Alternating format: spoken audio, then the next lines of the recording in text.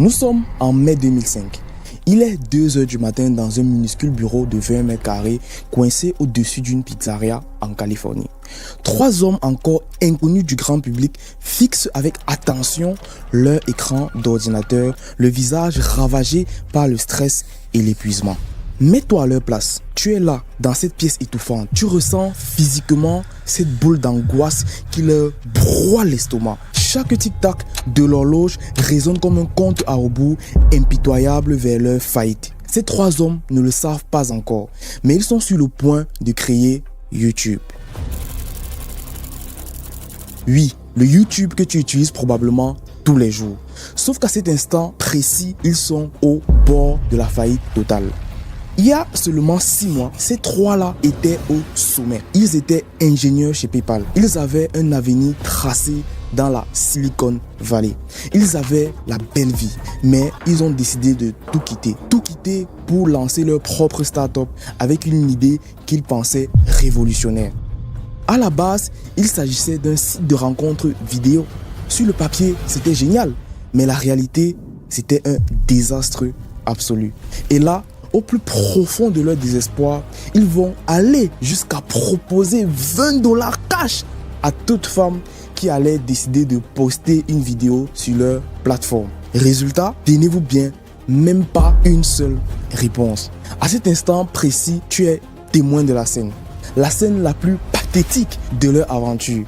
Et imagine, chaque heure qui passe, ils perdent jusqu'à $500. Dans moins de 2 semaines, leur compte sera complètement vide.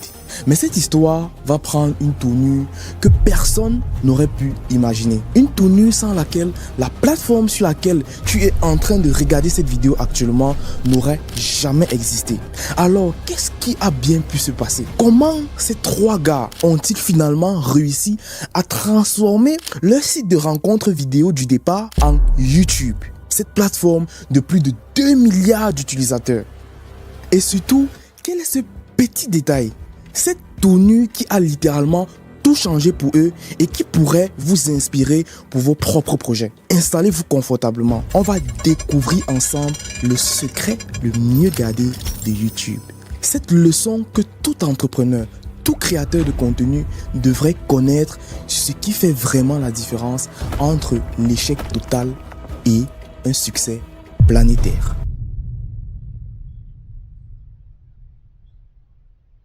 Alors, pour mieux comprendre ce qui s'est passé, nous allons retourner 6 mois en arrière. Nous sommes en octobre 2004. Chad Hurley, Steve Chen et Jawed Karim sont encore ingénieurs chez PayPal. Un soir, Jawed est frustré parce qu'il ne retrouve nulle part en ligne les vidéos d'un événement récent. Il s'agit d'un incident médiatique qui a eu lieu au Super Bowl 2004. Pour ceux qui ne savent pas, le Super Bowl, c'est l'événement sportif le plus regardé de l'année aux États-Unis avec plus de 100 à 115 millions de téléspectateurs. À cet instant précis, il se demande pourquoi il n'existe pas une plateforme simple où chacun pourrait poster et visionner facilement des vidéos. Cette question anodine va devenir une véritable obsession pour lui. Jawed décide alors d'en parler immédiatement à Chad et Steve.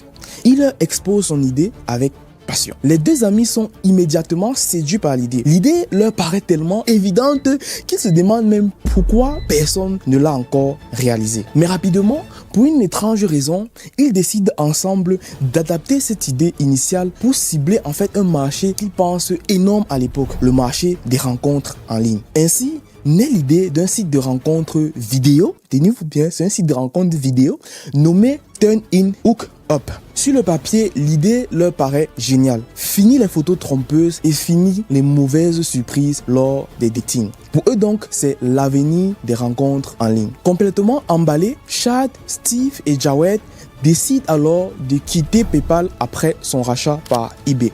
Ils réunissent en tout et pour tout la somme de $18 000 et investissent chaque centime dans leur nouveau projet. Ce montant initial provenait en partie des primes qu'ils avaient reçues après la vente de PayPal et correspondait aussi à leur investissement personnel. Très vite, ils déménagent dans un petit bureau minuscule d'à peine 20 mètres carrés au-dessus d'une pizzeria à San Mateo en Californie. Au départ, c'est l'excitation précipitation totale, vous vous en doutez bien, ils travaillent jour et nuit, ils sont persuadés d'être à deux doigts de révolutionner tout Internet. Mais la réalité va très vite les rattraper. Dès les premières semaines après le lancement officiel en février 2005, ils sentent que quelque chose cloche. Malgré leurs efforts, la plateforme reste totalement vide. Pas d'inscription, pas une seule vidéo qui est postée, rien ne marche. Ils décident alors de redoubler d'efforts. Ils vont démarcher les universités californiennes parce qu'ils se disent que là-bas, ils vont retrouver leur cible. Mais ça échoue. Ils décident de faire appel même à leurs amis, à leur famille, à leurs anciens collègues. Mais là encore, aucune vidéo n'arrive sur leur plateforme. Ils vont même jusqu'à lancer des campagnes publicitaires en ligne. Mais l'argent investi ne leur amène pratiquement aucun résultat. À ce moment, ils commencent réellement à comprendre l'ampleur du désastre, l'ampleur du bourbier dans lequel ils se sont eux-mêmes mis à l'intérieur. Plus les jours passent, plus la pression monte. Leur argent s'évapore rapidement, englouti par des coûts exorbitants, des serveurs qu'il faut payer, de la bande passante et du loyer aussi qu'il faut payer tous les mois. Complètement désespérés, ils vont même jusqu'à offrir, tenez-vous bien, $20 à toute femme qui accepterait poster une vidéo de présentation sur leur plateforme. Une ultime tentative pour eux pour prouver que leur idée peut marcher. Mais là, comme vous le savez déjà, cette idée, une fois de plus, ça ne fonctionne pas. Une seule femme ne répond à leur appel. Même en proposant littéralement de payer les gens pour utiliser leur site, leur idée ne décolle absolument pas. C'est quand même bizarre. Ce moment marque donc clairement le point le plus bas de leur aventure. Ils sont carrément au fond du trou. Ils se demandent comment est-ce qu'ils ont pu tout quitter, tout risquer, tout miser pour se retrouver aussi rapidement au bord de la faillite. La délusion est totale. Ils sont à court d'argent, à court d'idées et à court d'espoir. Mais ce qu'ils ne savent pas encore, c'est que leur histoire est loin d'être terminée. Parce que quelques jours seulement après, au cœur même de cette immense déception, une idée incroyablement simple, presque ridicule, va émerger. Une idée même en réalité qu'ils avaient déjà eue dès le départ. Mais pour l'instant, ils n'en ont encore pas conscience. À cet instant précis, tout ce qu'ils voient, c'est leur échec qui approche à grands pas. Tout ce qu'ils ressentent, c'est cette boule d'angoisse au creux du ventre. Tout ce qu'ils entendent, c'est le tic-tac impitoyable de l'horloge qui les rapproche définitivement vers la faillite. Pourtant, comme je disais tout à l'heure, cette histoire est sur le point de prendre un tournant que personne et absolument personne n'aurait pu prévoir.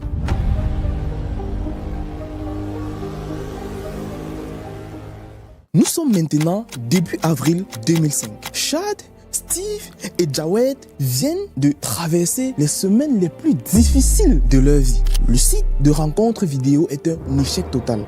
Ils voient leurs rêves s'écrouler en temps réel. Ils ont perdu pratiquement tout leur argent, environ $18 000, partis en fumée dans un projet que personne n'utilise. Mais il leur reste assez d'énergie, juste assez d'espoir pour une dernière tentative désespérée. Une nuit, réunis dans leur petit bureau au-dessus de cette fameuse pizzeria, ils se posent enfin les vraies questions. Les questions qu'ils auraient peut-être dû se poser dès le début. Ils se demandent, est-ce qu'ils n'ont pas simplement trop limité leur vision? Pourquoi limiter leur plateforme uniquement aux rencontres? Et s'ils laissaient juste tout le monde poster n'importe quelle vidéo? Cette idée, rappelez-vous, Jawed l'avait eu au départ. Mais maintenant, ils n'ont plus le choix de toute façon. C'est la seule option qui leur reste. Soit ils tentent ce pivot radical, soit ils ferment définitivement l'entreprise. Ils savent que là, c'est leur ultime chance de survie. En quelques nuits seulement, ils vont réadapter littéralement toute leur plateforme. Ils vont enlever rapidement les restrictions liées aux rencontres. Ils vont ouvrir l'inscription à tout le monde et ils vont simplifier littéralement l'interface au maximum. Ils vont même changer le nom en quelque chose de plus direct, en quelque chose de plus universel et de plus intuitif. Désormais, leur site s'appellera simplement YouTube.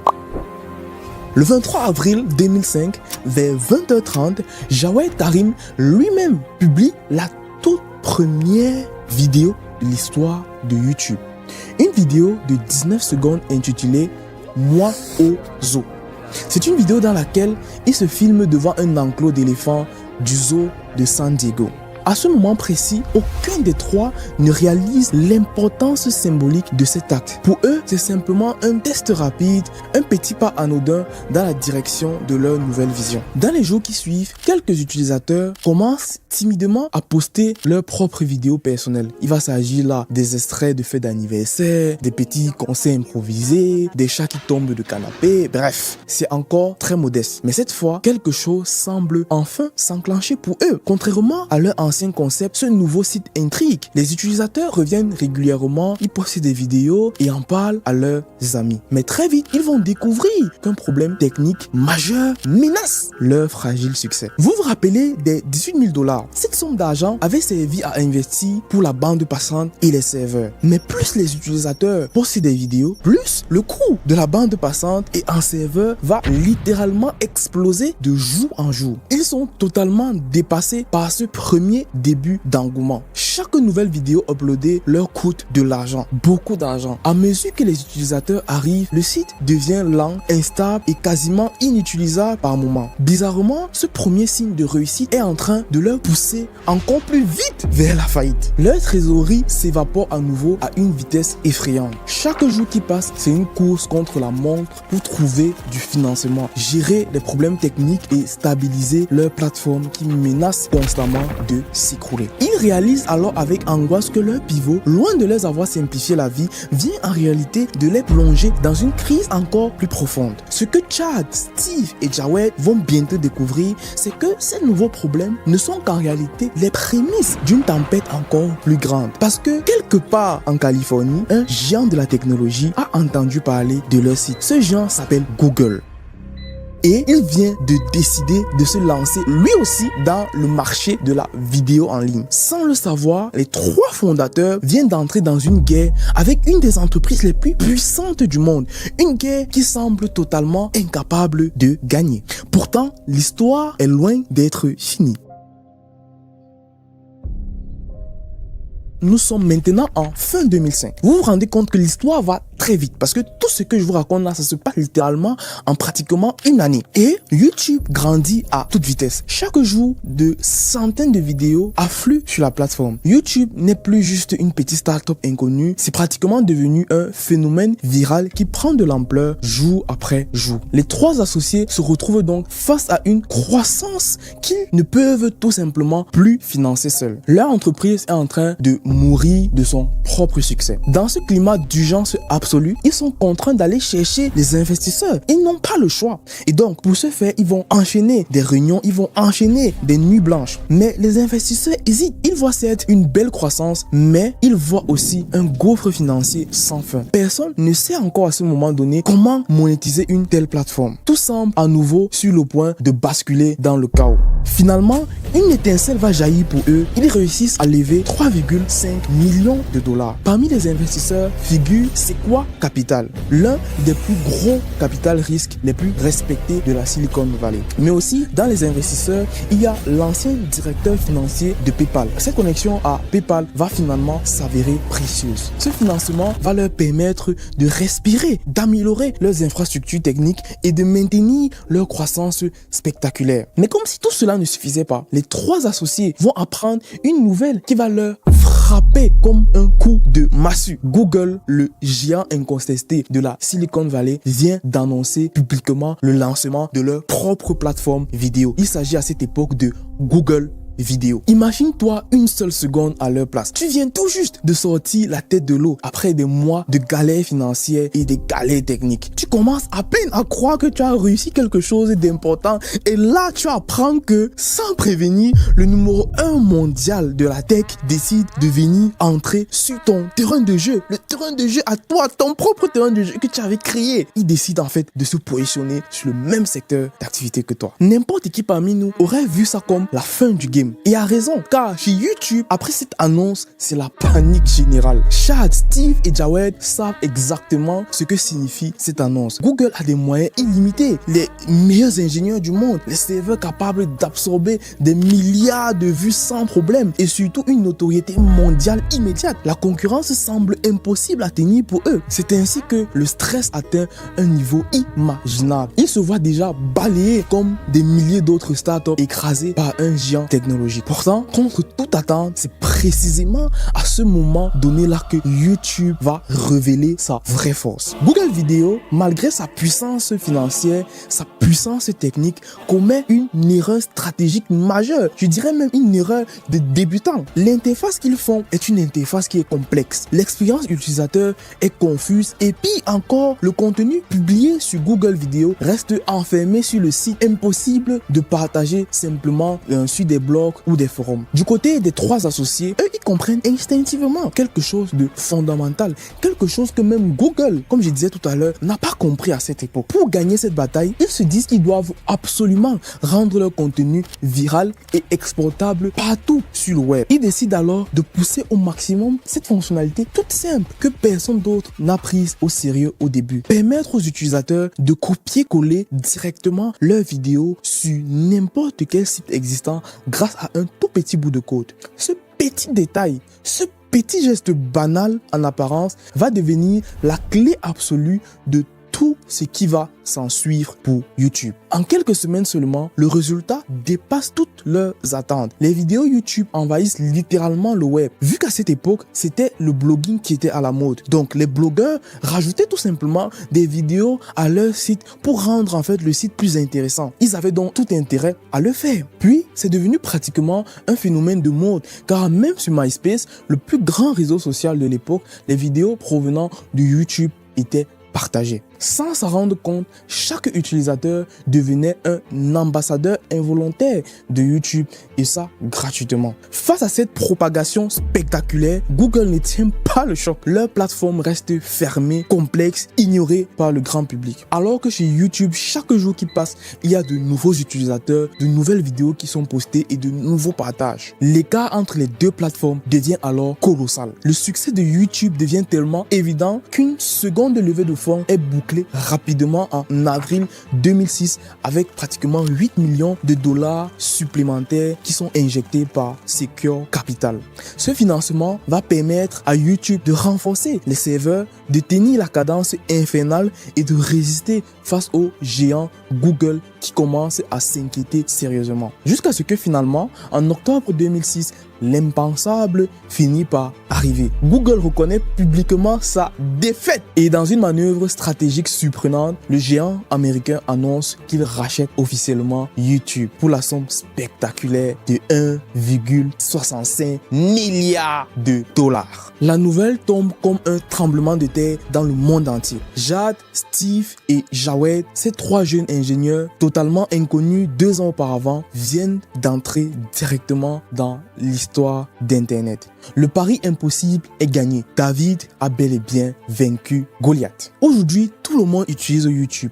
La preuve en est, toi-même, tu es actuellement sur YouTube en ce moment pour regarder cette vidéo. En moins de 2 décennies, cette petite start-up est devenue une plateforme planétaire. Une plateforme qui a plus de 2,7 milliards d'utilisateurs chaque mois. Plus d'1 milliard d'heures de vidéos sont visionnées chaque jour. Chaque minute, c'est pratiquement 500 heures de vidéos qui sont mises en ligne sur YouTube. Pour que tu réalises vraiment ce que ça signifie, c'est comme si toutes les 60 secondes, l'équivalent de 20 jours entiers de vidéos non-stop était déversé sur la plateforme. Autrement dit, si tu décidais de regarder toutes les vidéos publiées sur YouTube pendant une seule journée, il te faudra plus de 82 ans sans interruption pour en venir au bout. C'est tout simplement incroyable à quel point YouTube est devenu colossal aujourd'hui. De ce fait, une véritable économie s'est créée autour de YouTube, profitable à de milliers de créateurs, d'entrepreneurs et même de grandes marques. Et aujourd'hui, plus personne ne peut se passer de YouTube. Pourtant, tout n'a pas été rose après le rachat de Google,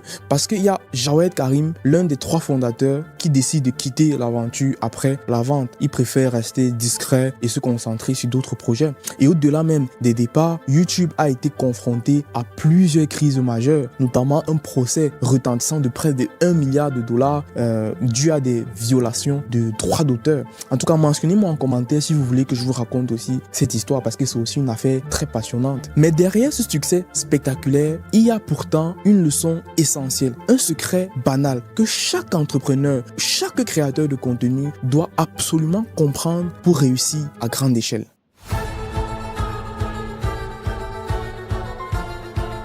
Alors finalement, quelle est cette fameuse leçon? Quel est ce secret presque banal qui explique comment YouTube est passé d'un échec total à un succès mondial phénoménal? Ce secret tient en une seule idée, très simple à comprendre mais incroyablement puissante lorsqu'elle est appliquée. Pour toucher des millions de personnes, il ne suffit pas d'avoir la meilleure idée, ni la technologie la plus avancée, ni même les moyens financiers les plus importants. Ce qui compte vraiment, c'est d'avoir l'idée la plus facile à adopter, d'avoir le concept le plus facile à comprendre et surtout la plus simple façon de la partager, de partager en fait votre idée, de partager votre concept et de la faire adopter à un grand nombre. La simplicité et la facilité d'adoption, c'est ça la clé. Repense à YouTube une seconde. Pourquoi ont-ils gagné contre Google alors que tout semblait jouer en leur défaveur? Tout simplement parce que leur plateforme pouvait être exportée partout immédiatement en un clic. Ils ont compris intuitivement que pour réussir à grande échelle, leur contenu devrait s'intégrer naturellement en fait aux habitudes quotidiennes des gens. Je pense que vous avez tout entendu. Et comme M. Fanel vient de dire, cette vidéo en réalité ne parle pas seulement de l'histoire de YouTube, ne récite pas seulement l'histoire de YouTube, mais ça parle à toi qui regarde ces vidéos de ne jamais sous-estimer tes idées qui arrivent en tête. Ça veut dire quoi? Tu réfléchis à un petit projet, c'est projet petit, mais en réalité, ne sous-estime jamais, comme je viens de dire. L'idée de M. Zowell avec ses amis était trop mystérieuse. Donc, on peut dire que la création de YouTube est vraiment, a commencé vraiment trop mystérieux. C'était petit. Et il pensait faire une petite vidéo, donc, auquel vidéo de rencontre, ça peut être une plateforme qui devait seulement englober une quartier ou une ville. C'est ce qu'il pensait d'abord. C'est pour une rencontre, parce qu'on ne peut pas créer une plateforme pour la rencontre du monde, non, c'est pas du tout idéal. Donc cette idée était en réalité juste pour un quartier ou une ville. Mais aujourd'hui, imaginez la plateforme laquelle nommée YouTube est devenue très célèbre, étant donné qu'ils ont donné un nom bizarre, le cookbook. En réalité, c'est pas absolument monter des vidéos qui te fait un leader de YouTube. Non. Tu ne peux pas connaître le monter vidéo, faire le montage vidéo, tu peux toujours être sur YouTube. Par exemple, il y a des vidéos que vous-même, vous le voyez en ligne, ils ne méritent rien comme montage. Quelqu'un met son caméra à côté, et il dépose juste sur la table à côté, il voit sa face là, il parle. Et là, bien, c'est tout. Il n'y a aucun réponse. Ce qu'il a en tête, il parle seulement, les gens répondent, les gens regardent en fait plusieurs des millions de vies, on voit des abonnés. Donc, il y a vraiment des opportunités que vous devez le saisir dès maintenant, comme M. Fanel avait dit dans le vidéo précédente, que quand tu te concentres sur les petites opportunités, tu ne peux pas voir d'autres opportunités qui sont bien big derrière toi. Comme l'exemple de Adam et Ève dans la Bible, Jésus, Adam et Ève, Dieu les a interdits qu'un seul arbre. Donc, ils sont pleins d'opportunités à côté. Au lieu de les saisir, ils se sont concentrés sur qu'un seul arbre. Et ils sont tout perdus. Donc, c'est un peu ça. Si tu te concentres sur une petite opportunité ou encore une petite projet, tu perdras tout ce qui est tu as à côté, tu as derrière toi. Tu ne peux pas le voir. Donc, aujourd'hui, si tu es sur TikTok, tu es YouTuber, tu es sur Facebook, Instagram, tu ne devais pas. Évidemment que tu es quand même habitué à, tu ne peux pas la laisser totalement, mais essayer de regarder un peu vachement. Quand tu essaies de regarder vachement, tu vas voir que quand tu essaies de regarder un peu loin, tu vas voir que non, il y a quand même aussi YouTube que tu devais être là, parce que sinon, franchement, ça ne va pas trop donner. Parce que le vidéo YouTube, on ne le compare pas, parce que qu'une seule vidéo YouTube fait énormément de vues en des milliers, en dizaines des années. Parce que ça ne s'arrête pas aujourd'hui. Les vidéos ne disparaissent pas 24 heures après sa publication, comme Facebook ou TikTok. Ça continue 2 années. Donc, c'est très important de nommer le nom de vidéo, comment apprendre à faire tel, comment faire ça, comment faire ça. Le mot comment d'abord est répétitif dans le recherche. On voit que quand quelqu'un vient sur le réseau, il veut vraiment apprendre quelque chose, il commence toujours à écrire comment on fait ça. Faites attention. Vous faites vidéo sur toutes les plateformes, c'est un peu pareil, mais sauf que sur TikTok et Facebook, les vidéos disparaissent très rapidement. 48 heures après, 48 heures, les vidéos disparaissent. Alors, sur YouTube, c'est pas pareil. Même les vidéos, même s'ils disparaissent, ça va continuer à travailler parce que quelqu'un d'autre va venir taper la recherche. Vous avez vu quelqu'un aller sur TikTok taper la recherche et c'est une vidéo qu'il cherche. Par exemple, le moment de. Par exemple, je peux parler de football. Hein. Le moment de football, on voit que le Coupe du Monde, à la fin du Coupe du Monde, quelqu'un tape, il veut voir le résumé ou encore les actions plus précises qu'il aimerait, il part le voir, il part le chercher sur YouTube. Il ne peut pas aller sur TikTok pour taper le résumé des football mondial de 2000 sur TikTok, mais ça ne va rien donner. Donc, faites très attention parce que là-bas, si tu tapes, même si tu tapes, tu vas voir que les réponses apparaissent très bizarre parce que les gens ne donnent pas les noms réels à leurs vidéos. Les gens ne donnent pas le nom réel à leurs vidéos. Et la comédie est plein là-bas. En gros, tu vas voir que tu veux la résumer, on t'amène le vidéo de football comme une comédie. Les gens qui, l'action qui fait vivre aux gens. Donc encore, c'est beaucoup plus que les gens qui puissent là-bas. Donc, il est très important que vous gardez les premières idées. Les premières idées, elles est très importante, très précis d'abord. Donc, si une idée vous arrive, prenez une note de cette idée d'abord. Si vous voulez réfléchir une autre, même si elle est courte, mettez-la sur votre registre afin de continuer comment tu réfléchis sur cette chose. Après de temps de réflexion, tu vas comprendre que bon, il y a des choses que si tu fais ça, c'est des erreurs. En fait, quand tu vas mettre le projet sur place, sur pied, avec le temps, quand tu vas raconter les difficultés, prends ton première idée, tu regardes. Tu vas constater que non, les premières idées étaient vraiment la meilleure. Exactement comme tout à l'heure, M. Zoël, l'idée qu'il avait, ils n'ont pas automatiquement mis ça sur place. Ils sont passés trop restreints dans leur vie. Ils vont faire une plateforme du genre que les gens postent les vidéos de rencontres. Imaginez que si les vidéos de rencontres, c'est trop petit. Il faut que n'importe qui met son vidéo, un maçon, il met sa vidéo, comment il essaye de construire.